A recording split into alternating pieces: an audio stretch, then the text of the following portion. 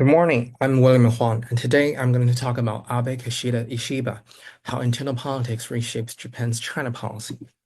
So Japan has faced persistent tensions with China over territorial disputes and regional security issues, particularly in East China Sea. Yet across different prime ministers, Japan's China policy has shifted significantly. This puzzle raises an important question. Why would Japan's diplomatic strategy vary if external threats remain relatively constant or even a little bit worsened? Despite facing similar external conditions, Japanese leaders have pursued divergent strategies toward China. I argue that differences in the factional affiliations and electoral incentives best explain this variation. Leaders' domestic political foundations, not external threat levels, reshape Japan's strategic choices over time. Compare Abe Shinzo, Kishida Fumio, and Shigeru Ishiba's China policies by holding external threats relatively constant and focusing on factional and electoral differences. I trace how internal politics shifts drive diplomatic adjustments. The goal is to explain, not merely describe, the changes within the Liberal Democratic Party. Powerful factions provide ideological guidance and organizational support. Nationalist factions like Seiwa-kai prioritize security, while Kochi-kai moderates emphasize economic pragmatism and diplomacy. Factional competition influences not just domestic but also foreign policy agendas. Japan's Ministry of Foreign Affairs and National Security help implement foreign policy, but the Prime Minister sets the strategic tone. Political survival concerns shaped by party factions and electoral realities ultimately determine how assertive or cautious Japan's China diplomacy becomes. Japan's mixed electoral system means leaders must appeal to urban moderates, rural conservatives, and business elites. Different voter bases hold different expectations about foreign policies. Leaders adjust their diplomatic stance depending on which constituencies they must prioritize to stay in power.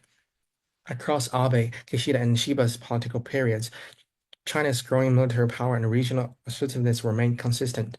However, despite facing the same threats such as maritime incursions around Senkaku Islands, Japan's diplomatic tone changed. Thus, the internal politic factors must account for the variation.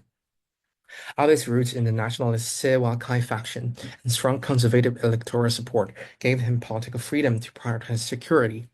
He framed Japan's China strategy around deterrence and sovereignty, even at the risk of economic friction. Abe reinterpreted Article 9 of the Constitution to allow collective self-defense. He pushed Japan closer to U.S. militarily, supported freedom of navigation operations, and explicitly signaled Japan's readiness to counter China's growing power in the region.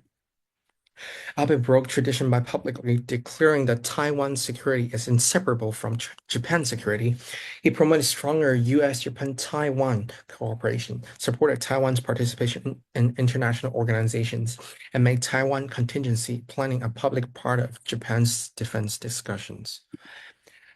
And he also skillfully built a personal bond with Trump, aligning Japan with U.S. Indo-Pacific strategy. This relationship allowed Japan to pursue bolder regional initiatives, including enhancing quadrilateral security dialogue cooperation with Australia and India. Kishida's moderate Kochi-kai roots dependence on centrist urban voters shape a different approach. While he authorized significant defense budget increases, he carefully avoided diplomatic provocations, preferring multilateral dialogue over unilateral assertiveness. Kishida faced strong lobbying from Keidaran, the Japan Businesses Federation, which prioritized economic ties with China. Business sectors such as automobiles, electronics, and finance pressured Kishida to prevent deterioration of China relations, even amid security concerns. Kishida synchronized Japan's Indo-Pacific policy with Biden's multilateral vision. He emphasized alliance building with Australia, India, and Southeast Asia while ensuring that Japan's diplomatic tone toward China remained cautious, measured, and predictable.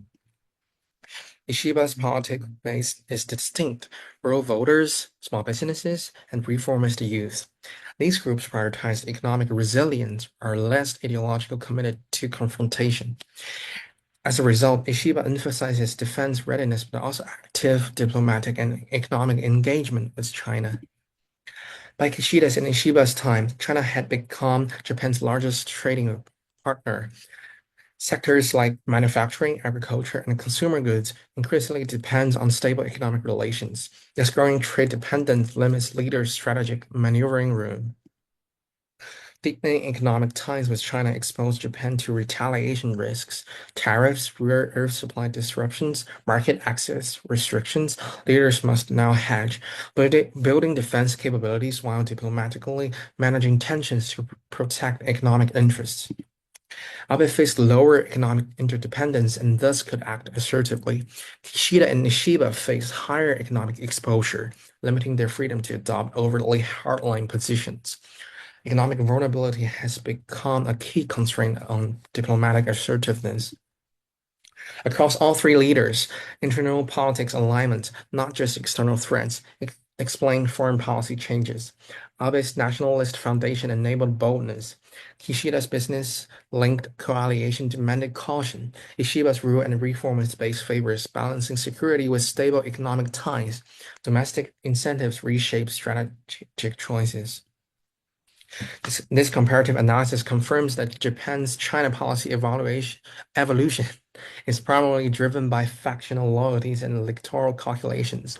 As domestic political coalitions shifted toward economic pragmatism and centrist caution, Japan's diplomatic strategies toward China become more cautious, calculating, and engagement focused.